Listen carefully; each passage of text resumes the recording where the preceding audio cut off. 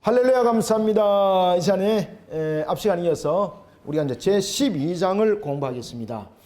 제12장은 이제 중보적 측면에서 이제 그리스도 앞에까지 이제 그리스도가 신약과 구약이 전부 다 그리스도라는 것들로 전부 다 연결되어 있다. 이런 부분들을 우리가 구별해서 보는 것이지만은 이것이 동떨어진 것처럼 완전히 뭐 이게 다른 것처럼 이야기해서는 안 된다. 분명히 구별점이 있지만은 이것은 다른 것을 말하고 있지 않다라고 칼빈이 계속해서 이야기를 했죠, 그죠?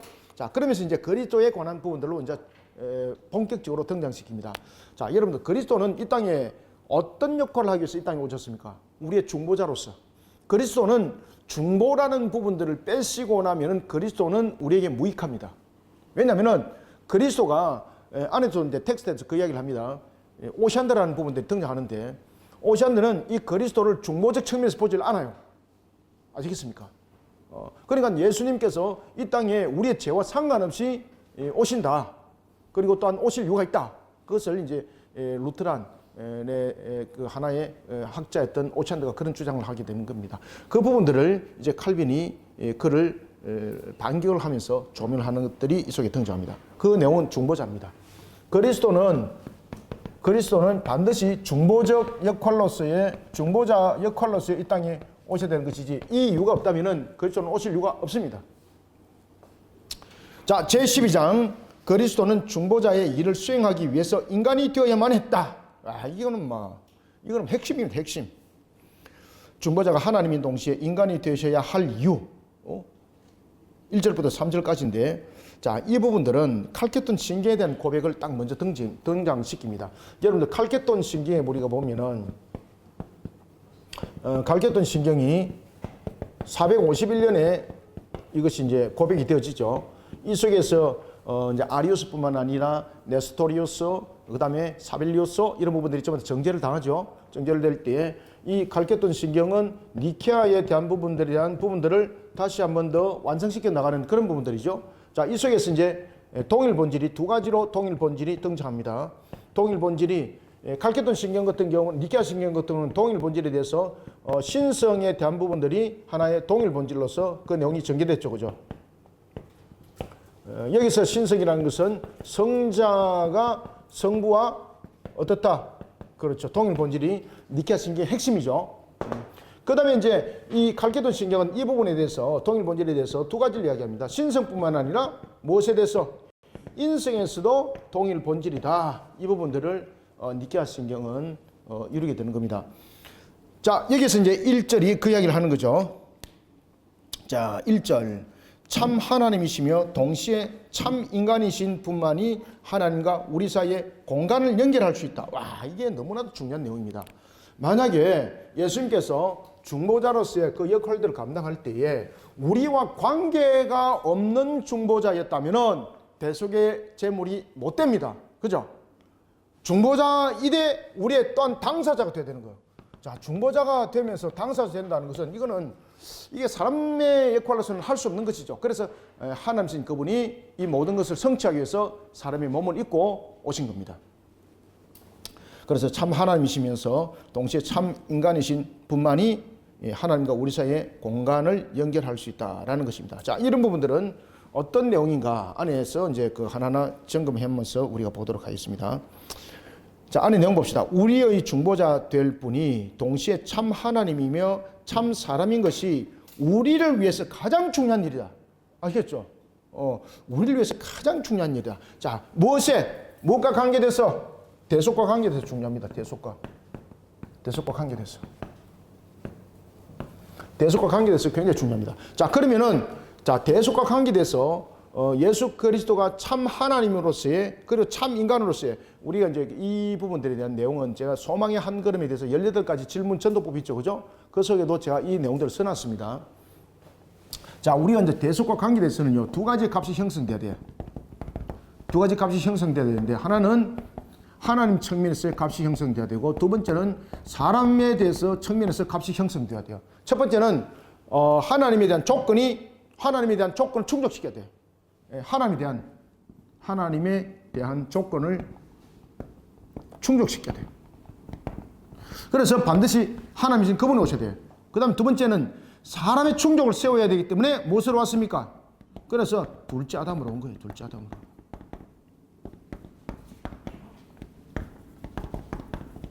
우리의 대속, 구원을 이루는 측면에서는 대속이거든요. 그러면 하나님에 대한 조건을 충족시키는 것은 무엇인가? 하나님에 대한 조건은 무엇입니까? 인간으로서의 뿐만 아니라 하나님으로서의 조건이 충족되어야 되는데, 이 속에서는 보면은 가장 대표적인 것이 하나가 있는데, 가장 대표적인 것이 뭔가 하면 무한함가십니다. 무한함가.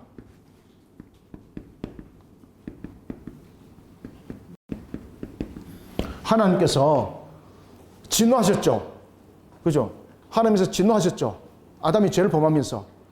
그러면은 그 속에 그 진노로 인하였던 일어났던 모든 부분들도 함께 갚아내야 되는데, 유한성으로서는 그 모든 부분들을 담아낼 수 없습니다. 반드시 무한하신 그 성격을 가지고 있어야 되는 겁니다. 무한성. 왜냐하면 하나님의 진노가 무한이잖아요. 그럼 그 무한을 담아낼 수 있는 조건은 유한성 속에는 없어요. 그 다음에 모든 인류를 담아내야 돼요. 아담으로서의 우리의 모습들을 담아내야 되는데, 자, 아담은 한 명이기 때문에 대표성이 성립이 되죠. 그런데 우리는 한 사람이 다른 사람을 대표할 수 없는 거잖아요. 우리가 뭐 국가대표 이것은 형식이잖아요. 실질적인 부분에서 그 사람을 전부 다 담아내지 못하잖아요. 그러면 우리의 구원은 인류에 대한 구원이잖아요. 개인의 구원이 아니잖아요. 개인의 구원이 아니기 때문에 이 부분들이 무한하신 하나님이 이 부분들을 담아낼 수 있어야 되는 거죠. 그죠? 그러니까 이 하나님의 조건들을 이렇게 다 맞추셔야 되는 거예요. 그러니까 예수님께서 우리의 그리스도로 성자 하나님이 우리의 몸을 입고 이 땅에 오신 이유는 바로 대표성으로서 머리로서의 그 역할들을 함께 해야 되는 거예요. 왜? 아담이 죄를 지은 것이 대표성과 머리잖아요. 대표성과 머리는 모든 것을 담아내는 거거든요. 지금 인류가 이제 수십억에 대한 인구들이, 지금만 말해도 수십억인데, 우리가 아담이 죄를 범한 이후에 그 인구들을 조사는 안 해봤습니다만 얼마나 많습니까? 그죠? 이걸 다 담아내야 돼. 이걸 다 담아내기 위해서는 인성이 이것을 담아낼 수 있다 없다? 못 담아내. 반드시 신성이죠. 신성. 그죠? 그것이 하나님에 대한 조건이죠. 그 다음에 인간에 대한 조건은 무엇입니까? 참아담이 돼야 되는 거예요. 참아담. 그렇기 때문에 무한하심으로 오면 안 되죠. 무한하심으로 오는데 이 대속의 당사자가 되어야만이 대속이 관계가 되는 거예요. 따라서 중보적 역할과 그리고 대속에 대한 부분들이 함께 담아내는 측면에서 당사자가 필요했던 것이죠. 그래서 여자의 몸에서 살과 피를 공급받아요. 그렇지만은 그 살과 피를 공급받는 순간은 죄인이 되는 거잖아요. 그러면은 죄인이 되면은 또한 자신의 죄로 죽는 거죠. 그러면 이게 문제 생기는 거예요. 그래서 성령으로 잉태하신 거예요. 성령으로. 지금 이해되고 있습니까? 성령으로 잉태되니 죄 없는 참아담이 된 거예요. 자, 이런 조건들이 구성되어진 것이 바로 대속의 값입니다. 그래서 대속의 값은 반드시 두 가지를 형성시켜야 돼요. 하나님에 대해서 조건을 충족시켜야 되고, 사람에 대해서 조건을 충족시켜야만이 우리의 대속의 값이 성립이 돼요. 그렇기 때문에 그 어느 누구도 우리 인류에 대해서 이런 형성을 할 수 있는 사람은 아무도 없습니다. 이단들이 자신이 뭐 예수라 그러는데 이 부분에 대해서 자신도 구원 못하는 자가 이 인류를 담아낼 수 있는 조건을 가지고 있습니까? 전부 다 거짓말이지. 그러니까 이런 우리의 기독론과 그리고 또한 이러한 하나 부분에서 구원론적 측면을 조금이라도 공부를 하게 되면 이단들이 거짓말이라는 것 압니까 모릅니까? 알게 되는 것이죠. 그래서 우리가 이런 교리 공부들이 굉장히 중요하고, 칼빈의 기도 강요, 그래서 중요한 거예요, 여러분들. 이해가 되고 있죠? 네. 한 사람만 이해되면 다 이해 다 되는 겁니다.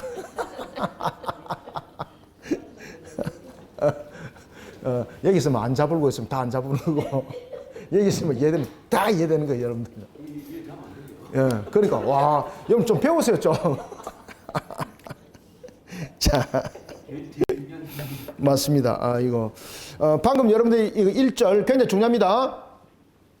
우리의 중보자가 될 분이 동시에 참 사람이며 참 사람인 것이 우리를 위해 가장 중요하다. 아시겠죠? 왜? 조건을 담아내야 되기 때문에. 하나님에 대한 충족 조건, 사람에 대한 충족 조건을 담아내야 되기 때문에 굉장히 중요하다. 자, 87쪽 넘어갑니다. 위에서부터 넷째 줄 읽읍시다. 시작. 사람이 본래대로 아무 오점도 없다고 하더라도 그의 처지는 중보 없이 하나님에게 도달하기에는 너무도 비천했을 것이다. 수도. 그래서 이게 신성이 인성으로 오해될 이유, 다시 말하면 하나님의 조건을 충족시켜야 될 이유는 바로 대표성에 대한 부분들과 무한한 값, 이런 부분들이 이 속에 놓여져 있기 때문에 우리가 죄 없이 하나님께서 사람을 태어나게 할 수도 있지만은 죄 없이 태어난 것으로서 이 모든 것들은 이루어지질 않아요. 왜 그런가 하면은 그 자신이 무한함을 담아내지 못하기 때문이에요. 그렇기 때문에 성자 하나님이 우리의 구원을 위해서 그리스도로 오실 때에 이와 같이 신성이 인성과 연합하여서 한인격을 이뤘다는 사실이에요. 자, 제2절 중보자는 참 하나님인 동시에 참 인간이 되어야만 한다. 이게 12장 굉장히 중요합니다. 그래서 이제 12장, 13장, 14장, 15장이 이게 이제 계속해서 그리스도에 대한 이런 중보적 역할 속에서 나중에 15장에서는 삼중 직분에 대해서 이야기를 해요. 선지자와 왕과 제사장은 그러면은 무엇을 말하는가? 이러면서 하이라이트를 딱 구성해요. 자, 중보자는 참 하나님인 동시에 참 인간이 되어야 된다. 왜 그런가 하면은 참 하나님이 될 이유, 참 인간이 될 이유는 이런 대속에 대한 값을 담아내야 되기 때문이다. 제가 이 말씀을 다시 한 번 더 반복해서 말씀드렸던 이유는 바로 오늘 이 본문에 2절과 3절의 내용이 함께 담겨져 있습니다. 자, 안에 내용 텍스트 봅시다. 이 점은 중보자가 성취하려고 한 것이 비상한 일이었음을 생각하면 더욱 분명해질 것이다. 그의 임무는 우리가 다시 하나님의 은총을 회복시킴으로써 사람의 자녀가 하나님의 자녀가 되며 지옥의 상속자들이 천국의 상속자들이 되게 하는 것이었다. 그러니까 중보자가 하나님 동시에 참 인간이 된 이유는 무엇을 채우기 위해서? 그렇죠. 대속의 조건을 채우기 위해서 참 하나님, 참 인간이 되어야 된다. 그러면 참 하나님이 되는 이유는 무엇입니까? 하나님에 대한 조건을 충족시켜야 돼요. 그 다음에 참 인간은 아담으로서의 조건을 충족시켜야 돼요. 그래서 여인의 몸에 태어났고, 그리고 또한 하나님의 그 조건을 채우는 것은 모든 인류에 대한 대표성을 담아내야 되는데, 유한성을 가진 자는 이 대표성을 담아낼 수 없죠. 자기 혼자 해결도 못하는데, 그죠? 온 인류를, 모든 시대, 모든 나라, 모든 민족을 채울 수 없죠. 그래야 충족 조건 채워야 되는 거죠. 그 다음에 무한한 값, 하나님의 진노하심의 값. 그럼 무한한 값, 유한성이 채울 수 있습니까? 그렇죠. 아이, 똑똑하네, 전부 다. 이거 참 어려운 건데 여러분들이 너무나도 이해를 잘 하시네. 그래서 이런 부분들을 다 충족시켜야만이 되는 겁니다. 지금 칼빈이 그 이야기를 하고 있습니다. 이 부분들은 우리가 이제 기독론 부분에서도 이제 공부를 했죠, 그죠? 이 부분도 기독론에서도 이제 공부를 다 했습니다. 자, 그래서 이와 같이 중보자는 참 하나님 동시에 참 인간이 되어야 된다. 자, 3절 오직 참 하나님이시며 참된 인간이신 분만이 우리 대신에 순종할 수 있었다. 보십시오. 이거는 뭡니까? 아담이 불순종한 것에 대한 값이에요. 자, 여러분 보세요. 자, 아담이, 그래서 아까 무한한 값을 제가 담았던 거예요. 여기 무한한 값에는 무엇이 있습니까? 여기서 무한한 값이라는 것은 말 그대로 하나님의 진노함도 있지만 불순종도 있죠. 그죠? 아담이 하나님께 불순종했잖아요. 아담이 하나님께 불순종했는데 그 불순종이 바로 죄의 근원이 됐지 않습니까? 자, 그런데 보십시오. 신성이 없이 무죄한 자를 하나님께서 잉태시킬 수 있죠. 그러면은 무죄한 자가 잉태해서 만약에 신성이 인성으로서 한인격을 이루지 못한다면은 어떤 사고가 터지는가 하면은 잘 보세요. 자, 신성이 인성과 함께 이렇게 한인격을 이룹니다. 이렇게 한인격을 이루죠. 한인격을 이룬 이것을 우리가 성육신이라고 말해요. 그리고 이것을 위격적 연합이라고 말합니다. 위격적 연합이라는 것은 신성이 인성을 취하여 한인격을 이룬 것, 이것을 위격적 연합이라고 말해요. 자, 그러면서 이 성육신 상태 속에서 일어날 때에 왜 신성이 인성을 취하여 한인격을 이루는가? 바로 이 내용들에 대해서 충족을 세우는 것이 첫 번째 조건, 두 번째 이유. 자, 여러분들, 사람이 죄 없이 하나님께서 우리를 잉태시킬 수 있죠. 그런데 문제는 피조물이죠. 피조물은 항상 완전함이 없어요. 완전성은 오직 누구에게만 있어요? 그렇지, 하나님. 만약에 하나님 외에 완전성을 가지고 있다면 그건 신이에요, 신. 신이 신을 만드는 것이 되는 거예요. 그것은 태어남이 아니에요. 분여. 신성을 떼어내어 줌이 되는 거예요. 우리는 분여가 아니잖아요. 우리는 태어남이잖아요. 자, 예수님께서 성육신하에서 태어난 것도 신성이 인성을 취하지 못해서 인성으로만 만약에 태어났다. 그럼 예수님이 아니잖아요. 신성이 없지 않습니까? 그러면 인성은 피조물이거든. 피조물은 항상 무엇이 있다? 연약성이 있어요. 죄 없이 태어나지만은 여러분이 잘 아시는 것처럼 사탄이 공주의 권세를 가지고 있죠. 이 공주의 권세를 가지고 이 연약한 인성에 공격을 가해요. 그러면은 이 인성이 마음으로부터도 죄를 짓다든지 삶을 통해서도 죄를 짓겠죠. 다른 사람을 죽이고 뭐 도둑질하고 이런 일은 없더라도 마음에 분함이 있고 다른 사람을 미워하고 이거 전부 다 죄죠. 그러면은 예수님은 스스로 구원자 스스로도 구원 못 받아요. 그 죄로 자신도 심판해요. 구원이 어디 있습니까? 그래서 반드시 신성이 인성을 취하는 이유는 인성이 제물이 될 수 있도록, 대속이 제물이 될 수 있도록. 신성은 제물이 아니죠. 신성은 대속을 하는 것이 아니라 신성은 신성과 인성이 한 인격을 이루어서 인성이 대속의 값이 될 수 있도록 신성이 도와주는 역할을 하는 거예요. 그래서 예수님은 모든 율법을 지킬 수 있는 이유가 인성으로서는 그 모든 율법을 못 지켜요. 이 모든 율법을 지킨다는 것은 행위로만 말하고 있는 것 아니에요. 마음으로부터. 그래서 예수님께서 율법에 대해서 이야기했잖아요. 너희들이 정말로 율법을 다 지켰느냐 물었잖아요. 행위로서는 그들은 다 지켰다고 말하지만 마음으로는 율법을 지켰나 안 지켰나요? 그렇죠. 예를 들면은 이웃의 것을 탐했다든지, 그죠?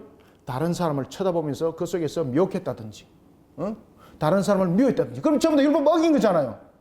우리가 인성이 스스로의 그 모습 속에, 인간이 죄를 범하기 전에 인성은 스스로의 죄를 짓는 모습은 없지만은 인간이 죄를 범한 이후에는 우리 속에 나타난 이 연약성 속에는 모든 것이 모순점이 이 속에 함께 있어요.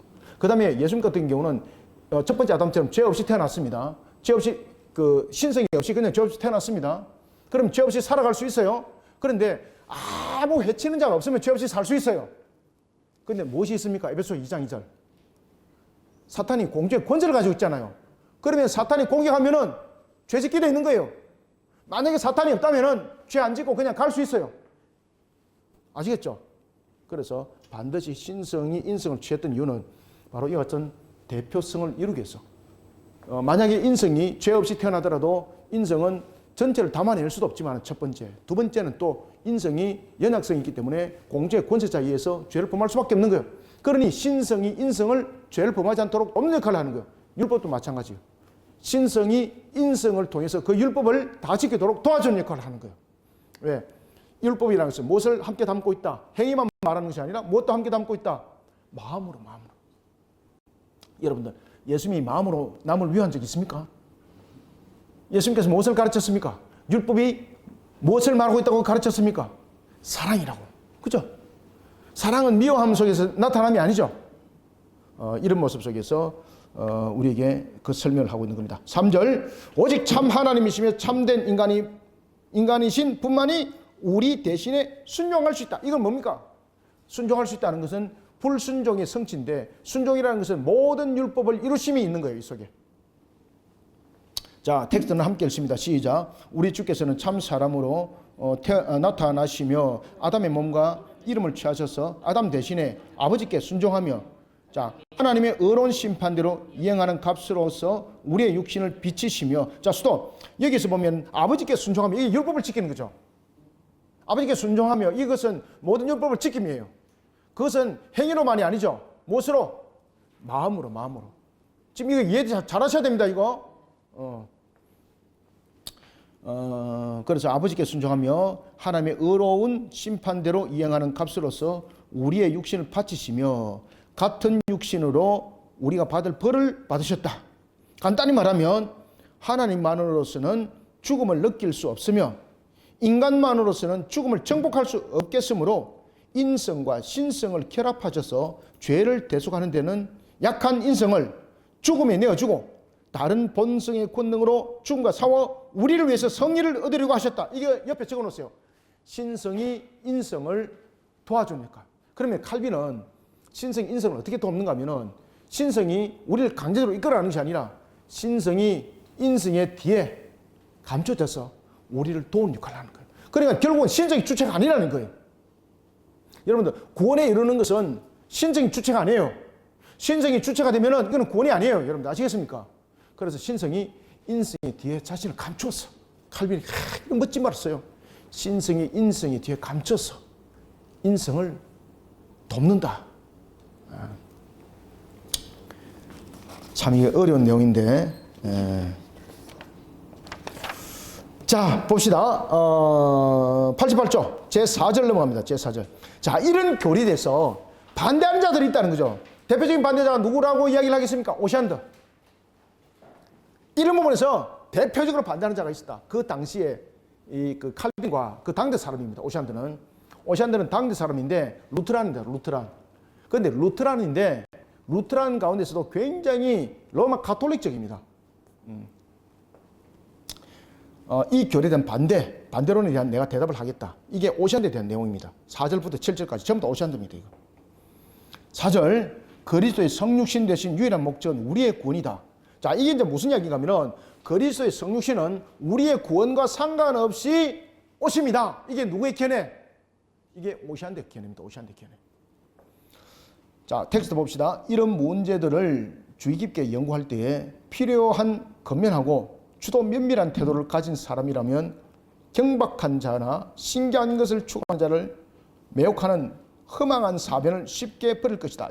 여기 누구 말인가 하면 지금 오시안드 말을 하고 있는 겁니다. 꼬이지 마라. 꼬이지 마라. 약도 없다. 여러분, 꼬이면 약도 없습니다.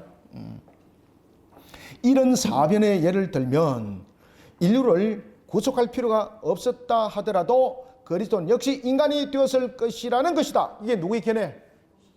오시안드. 이게 오시안드 견해입니다.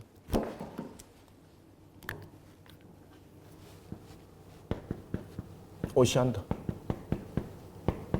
이게 오시안드 견해입니다.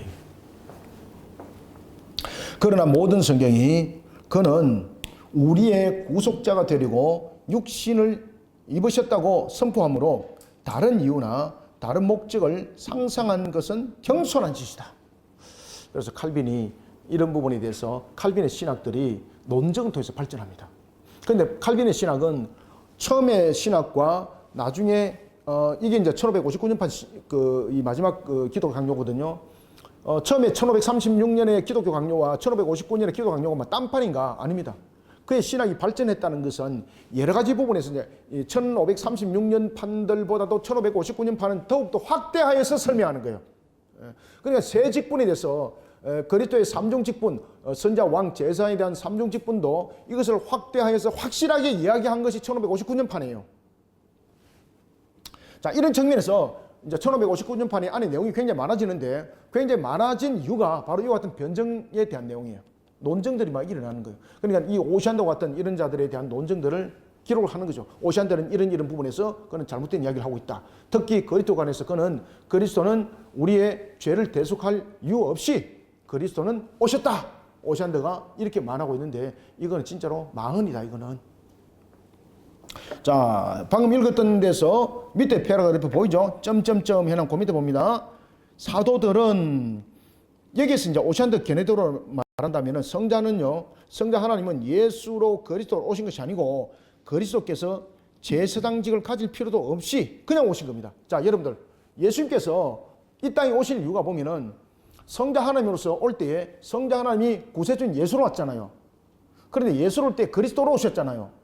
그리스도로 오는 것은 무엇을 말하고 있는 거예요?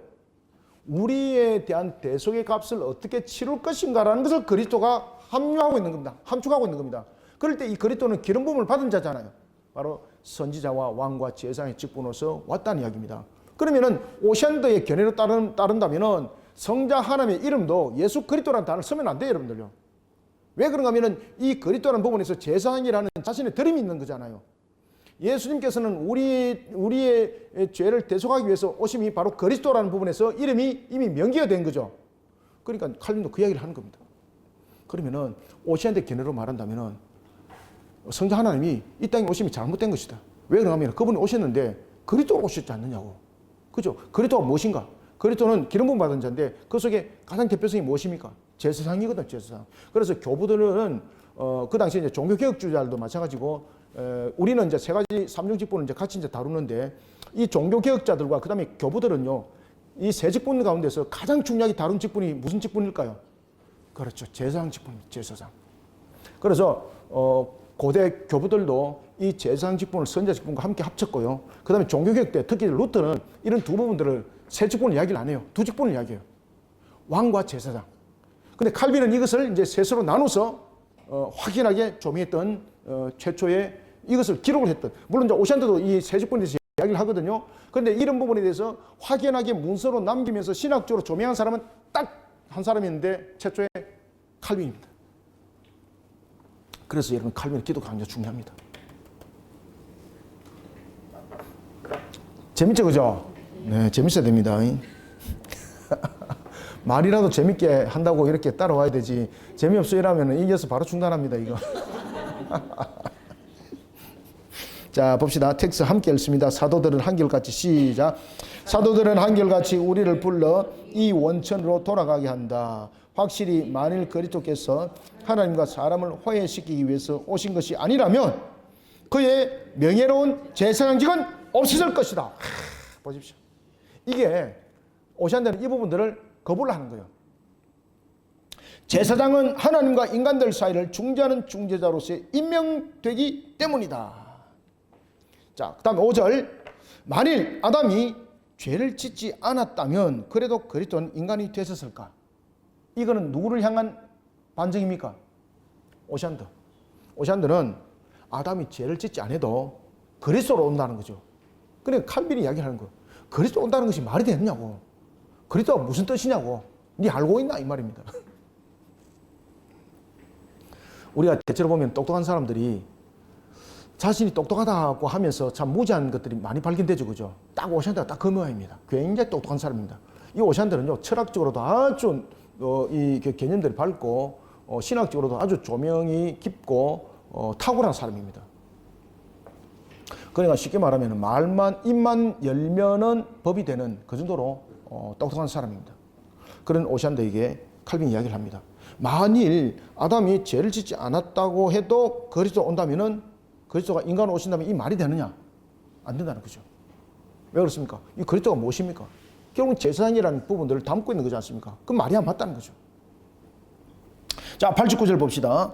위에서부터 셋째 줄 함께 읽습니다. 시작. 확실히 아담의 타락이 하나님의 작정보다 시간적으로 앞섰다고 전제하지 않는다. 그러나 나타난 일은 모든 시대 이전에 하나님이 정하신 것이며 그때에 하나님이 인류의 불행을 고쳐주시기로 결정하신 것이다. 자, 이게 이제 무슨 이야기인가 하면은 성자 하나님이 그리스도로 오실 것은 이미 창세전에 어떻게 계획되어 있었다. 그래서 이것을 창세전 타락전 예정설이라고 말합니다. 적어놓으세요. 타락전 예정설.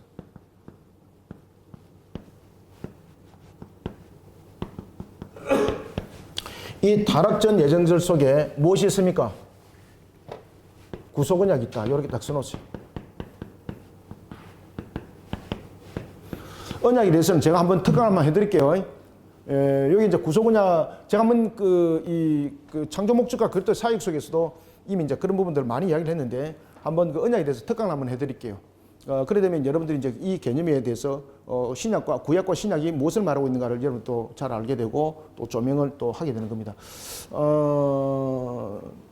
특히 이제 구약 성경은 마지막 성경이 유대인들은 히브리 성경은 성경의 그 순서가 마지막 성경이 뭔가 아세요? 역대기. 근데 이제 70인 역본의 그 순서는 우리가 지금 그 역본을 따르고 있거든요. 구약의 마지막이 무엇입니까? 말라기죠. 그 순서를 정했던 이유가 특히 이제 히브리인들이 마지막 성경을 역대기로 적었던 가장 큰 이유가 뭔가 하면은 구약 성경 자체가 언약적 관점 속에서 그 내용을 전개하고 있어요. 그래서 역대기를 마지막에 기록한 이유가 역대기는 특히 여러분 잘 아시고 에스라가 기록한 거잖아요. 구약 성경에 최초로 이제 정경화를 했던 사람이 에스라잖아요. 왜 역대기가 뒤에 가 있는가 하면은 언약의 성취예요.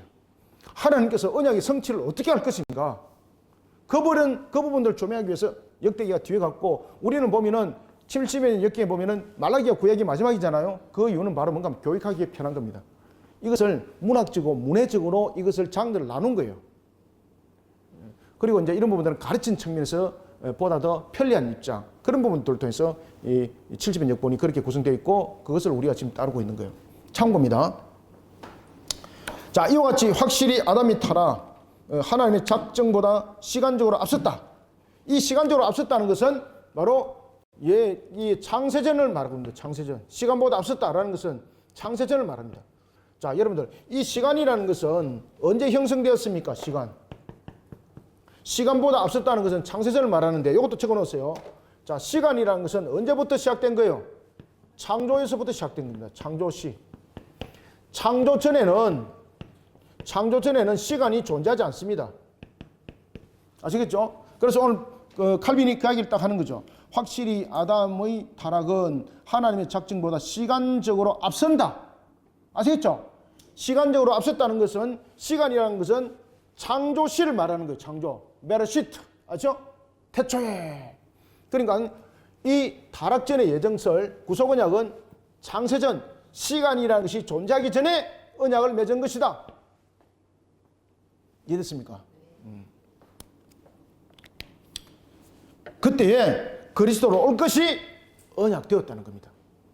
그러니까 오션드가 지금 거짓말하고 있다는 거예요. 오션드가 철학은 뛰어난지 모르지만은 성경은 너무나도 모른다. 지금 이렇게 지금 간접적으로 이야기를 하고 있는 겁니다. 자, 밑으로 넷째 줄, 이와 같은 온건한 시작. 이와 같은 온건한 태도에 대해서 오션드는 부당한 항의를 한다. 밑에 아담이 타락하지 않았다면 하나님의 아들은 육신으로 나타나지 않았으리라고 하는 사람들을 그는 외람되다고 비난하며 성경에 이 공상을 반박하는 증언이 없다는 것을 이유로 삼는다. 근데 성경을 잘 모르니까 이렇게 반박을 한다는 거죠. 바울이 그렇게 말합니다. 바울은 이런 도착된 호기심에 굴레를 씌우지 않았던가. 그는 그리스도를 통해서 얻은 구속에 대하여서 말한 후에 곧 우리에게 명령하기를 어리석은 변론을 피하라고도 했다. 그러니까 오션드가 성경을 아는 것처럼 말을 하고 있는데 사실 잘 모른다 이거. 바울이 한 이야기도 모르네. 이렇게 이제 비아냥거리는 겁니다. 자, 6절 하나님의 모습에 대한 오션드의 주장 봅시다. 하나님의 모습에 대한 오션드의 주장은 어떤 것인가? 그러나 오션드가 자랑하는 원칙은 전혀 보잘것없는 너절한 것이다. 사람은 장차 오실 메시아의 본을 따라 지음을 받았기 때문에 하나님의 형상으로 창조된 것이며 아버지께서 육신을 입히기로 이미 결정하신 이와 사람이 같게 하려고 하신 것이라고 한다. 이게 오션드 주장이 뭔가 하면은, 여러분, 오션드 주장에 따르면은 그리스도는 구속을 위해서가 아닙니다. 우리가 지음을 받을 때에 불완전하게 되었다는 거죠. 이게 로마 가톨릭 보면은 덧붙여진 은사입니다, 이게. 자, 오션드 주장에 따르면요, 이 지금 읽는 내용이 무슨 이야기인가 하면은, 오션드 주장에 따르면 그리스도는 구속을 위해서 온 것이 아니라는 겁니다. 우리가 지음을 받을 때 불완전하게 지어졌다는 거죠. 우리가 지음을 받을 때 불완전하게 지었기 때문에 우리를 완성하기 위해서 그리스도가 필요한다는 거죠.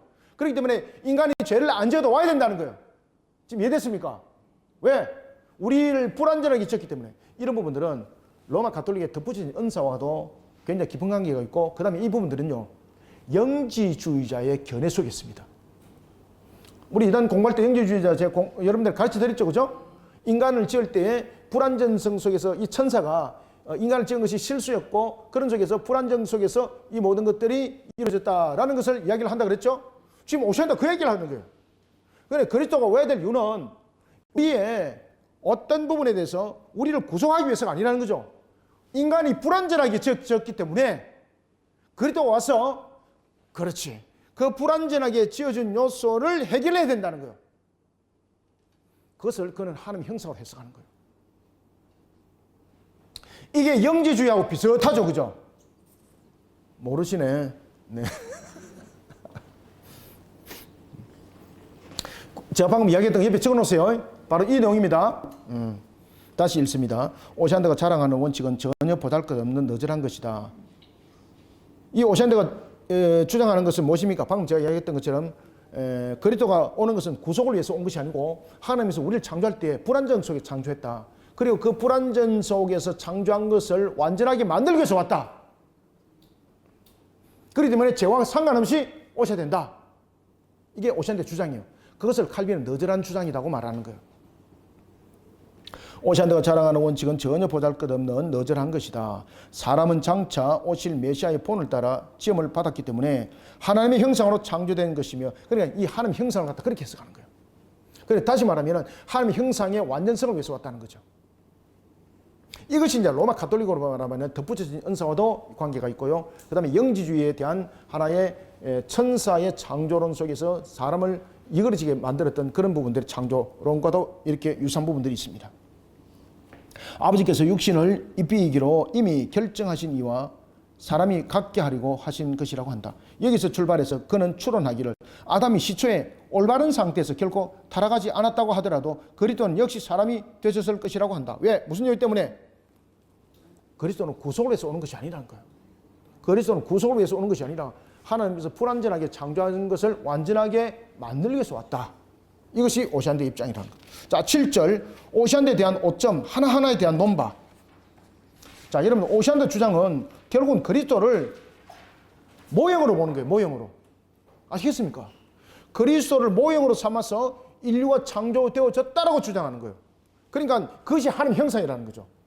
이 형상이라는 것은 뭔가 하면은 이 오시안드가 말하는 하나님 형상은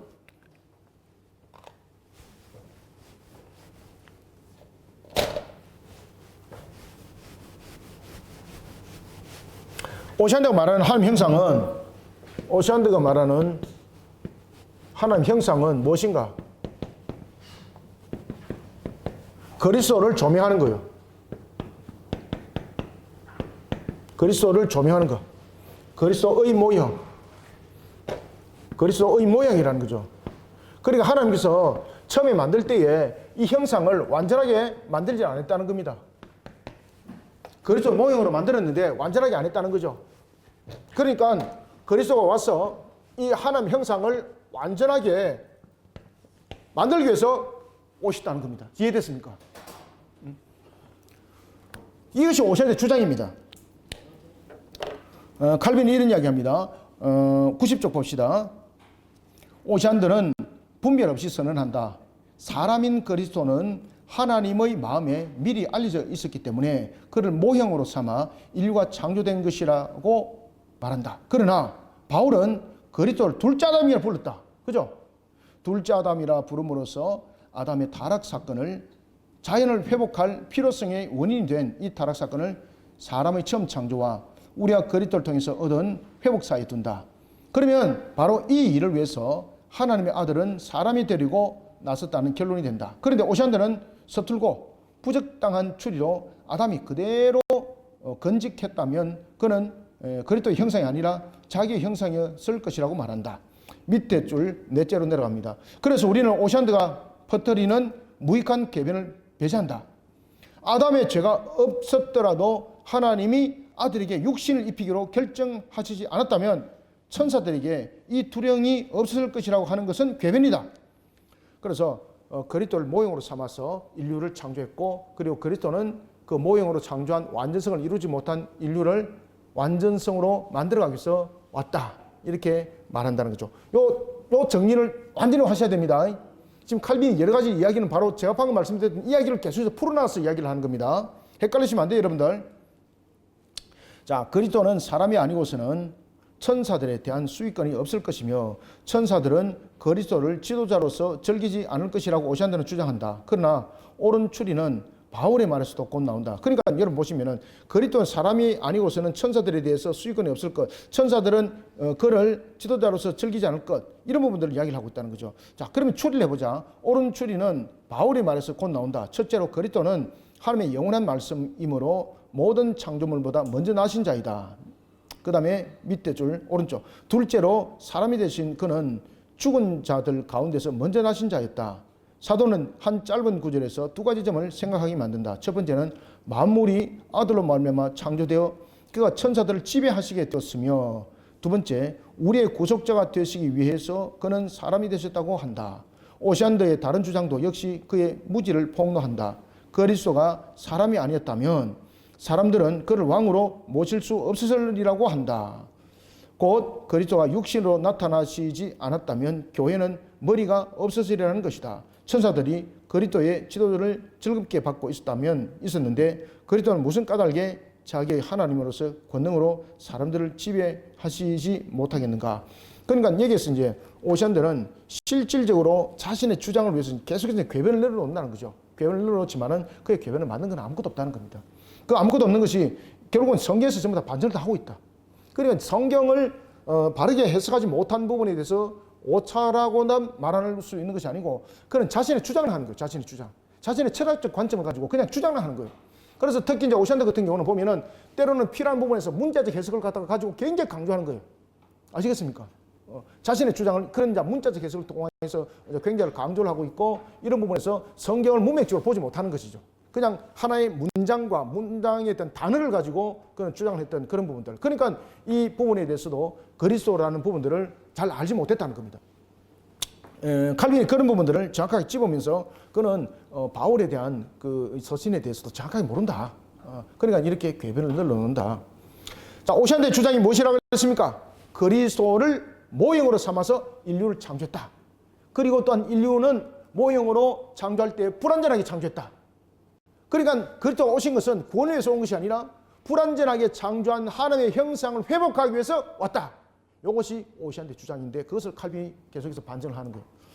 자, 12장은 자, 여기서 마무리하고 또 13장에서 이제 보겠습니다. 13장에서는 보면 또 이제 이런 그리스도에 관해서 또한 이단성에 관한 이야기들이 또한 등장하고 있습니다. 자, 12장은 여기서 마무리하겠습니다. 감사합니다. 수고하셨습니다.